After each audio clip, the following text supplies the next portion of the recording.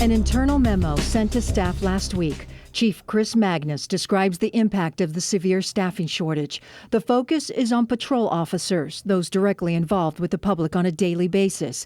TPOA's president explains why the union supports the chief's decision. We just don't have enough personnel, and so the department had to make some very difficult decisions about what they would and could not respond to. Those decisions explained and detailed. The chief lists which calls officers will no longer see on their respond boards, just to start. Near term, they include contraband in schools, hospitals, and courts, loud music, loud noise calls, and medical check welfare. Long term, the list includes civil matters such as landlord-tenant disputes and child custody issues, runaways, and financial crimes. Magnus describes it as a temporary fix to an ongoing problem.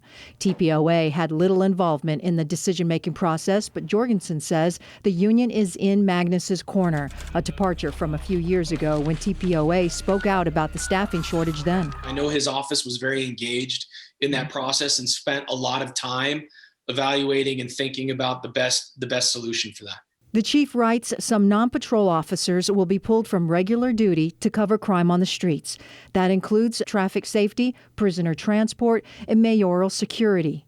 This is very much about an officer safety issue.